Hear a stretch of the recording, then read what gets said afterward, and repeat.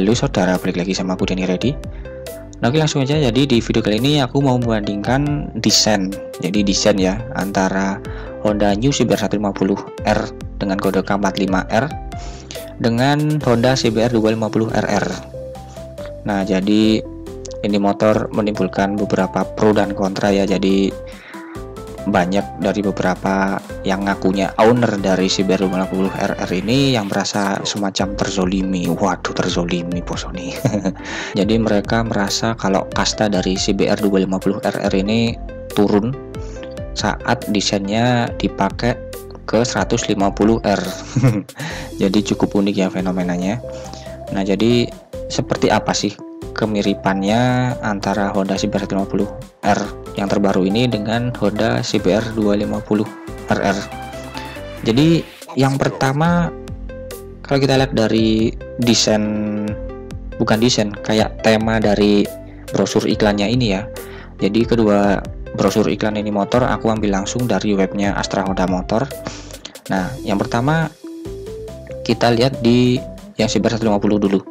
Jadi kalau kita lihat desain brosurnya ini motor ini, kalau kita lihat ini lingkungannya seperti di kayak jalanan perkotaan ya. Nah, yang kita tahu sendiri jalanan perkotaan itu biasanya lebih condong ke stop and go. Jadi ya nggak bisa jalan lempeng mulus kayak gitu, jadinya pastinya ada lampu merah, kemudian pastinya macet dan segala macam. Nah, jadi secara nggak langsung Honda kayak menekankan kalau CBR 150R ini diperuntukkan untuk jalanan perkotaan. Nah, ini juga dibuktikan dengan stangnya ya, walaupun dia sudah suspensi upside down tapi dia stangnya masih berada di atasnya yuk, dimana posisi ridingnya cenderung tegap ya, jadi nggak nyiksa, bikin nggak cepet capek. Terus juga powernya pun juga kita tahu sendiri dia masih tetap, walaupun udah ada assist slipper clutch, dia powernya 17,1 PS dan torsinya 14,4 Nm, dimana itu paling kecil dibandingin dua rival terdekatnya yaitu R15 V3 yang mempunyai power sekitar 19, sekian PS dan GSX R150 yang punya power sekitar 18,9 PS kalau nggak salah. Itu tadi ya, secara garis besarnya Honda menekankan kalau ini motor lebih difokuskan di jalanan perkotaan yang kondisinya biasanya lebih condong ke stop and go. Nah, berbedanya dengan CBR 250RR, kalau kita lihat dari desain iklannya ini, brosur iklannya ini, di sini kita bisa lihat di sini dia ada apexnya, di mana ini khasnya jalanan sirkuit, sama ridernya ini dia pakai semacam rear pack. Nah, jadi di sini kalau kita mau berspekulasi lagi, Honda menekankan kalau ini motor benar-benar dibuat buat track ready, jadi track fokus kayak gitu ya. Ini bisa dibuktikan dengan posisi ridingnya yang benar-benar nunduk agresif, jadi stangnya ada di bawahnya yuk. Terus juga di CBR 250RR ini ada fitur yang namanya, nggak tahu sih namanya apa, yang jelas di speedometernya itu kita bisa ngitung lap time. Nah, jadi yang punya 250RR pastinya tahu ya fitur ini. Jadi dibuktikan lagi dengan powernya yang gede yaitu sekitar 41 PS. Jadi dia terbesar di kelasnya, di kelas 250cc 2 silinder. Kemudian dia juga udah ada quick shifter, jadi kita buat naikin ataupun nurunin gigi tanpa lepas kopling dan ngurangin gas ya. Nah, ini benar-benar berfungsi, berguna buat di track. Jadi ibaratnya Honda menekankan ini motor kalau dia sudah track ready, jadi biasa digunakan di weekend ataupun track day. Jadi filosofi kedua ini motor sebenarnya berbeda ya. Jadi yang satunya buat harian, yang satunya lagi semacam buat track day ataupun weekend kayak gitu.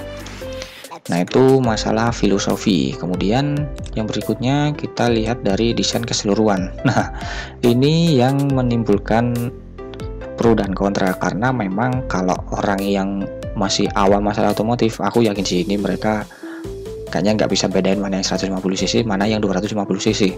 Kalau orang yang benar-benar detail kayaknya masih bisa membedakan, walaupun harus dengan benar-benar teliti, karena bagian face di motor atau wajah ini motor benar-benar sama. Headlampnya pun kalau aku berani bilang ini PNP ya kayaknya, antara yang 150 sama 250.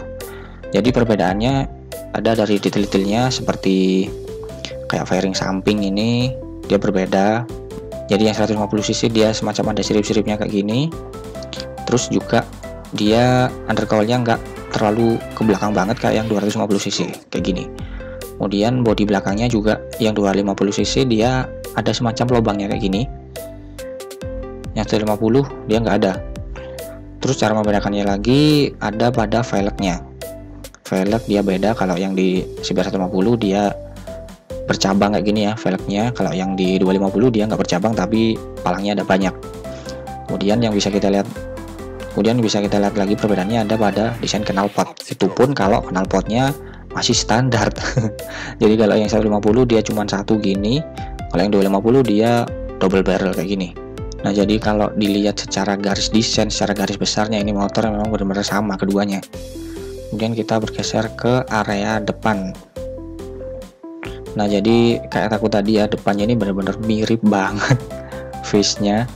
Jadi kalau malam hari kayaknya nggak bisa sih buat ngebedain antara yang 150 ataupun yang 250, dimana biasanya kalau malam itu kan cuman nyala lampunya aja ya. Jadi kayaknya kalau knalpotnya nggak kedengeran bakalan susah buat ngebedain kedua ini motor, karena memang benar-benar sama. Kemudian dari samping, nah ini juga kayaknya sih kalau lihat langsung kerasa ya perbedaannya. Kalau kedua motor ini dijejer, benar-benar dijejer secara langsung kayak gitu. Jadi untuk yang 150 cc walaupun dia lebih gede daripada sebelumnya, tapi kalau dibandingnya 250 cc kayaknya masih tetap lebih gede yang 250 cc. Dan yang 250 cc ini kesannya lebih padat ya, lebih berisi, lebih compact.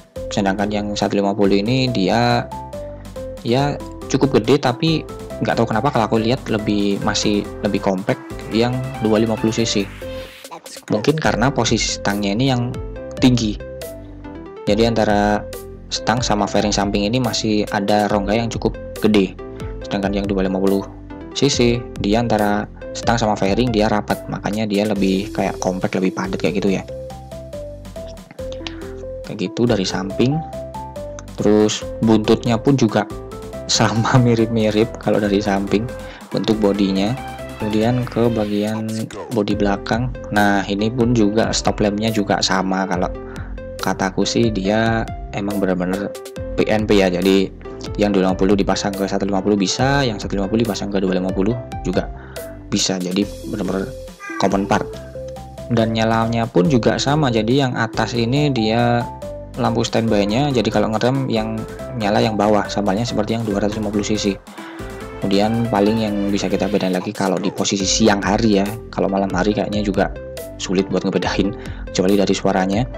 Itu kalau yang 250 dia ada lubangnya sama kayak bodi belakang, tapi bagian depan kayak kataku tadi. Di sini dia ada semacam lubangnya, sedangkan yang di 150 dia nggak ada. Dia padat kayak gini. Jadi kayak gitu sih ya, kurang lebihnya perbandingan dari CBR 250 RR dengan CBR 150 R generasi terbaru ini. Jadi memang secara garis desain benar-benar sama. Jadi kalau menurut Honda sih mereka bukannya bermaksud buat menjatuhkan kasta dari CBR 250 RR ini, tapi justru buat ngangkat image-nya dari CBR 150 R ini. Jadi semacam itu. Jadi mungkin itu aja sih ya buat vlog kali ini. Jadi ya itulah namanya desain ya, apalagi masih satu perusahaan, masih satu pabrikan yaitu Honda. Jadinya kalau menurutku ya nggak masalah sih kalau harus sama, cuman memang ada rasa sedikit kayak kenapa sih harus disamain kayak gitu. Nah itu bakalan aku bahas di video selanjutnya. Nah jadi mungkin sekian dulu aja buat vlog ini. Moga-moga bermanfaat, kurang lebihnya mohon maaf. Terima kasih telah menonton. Oke, Anggi ready. Dadah.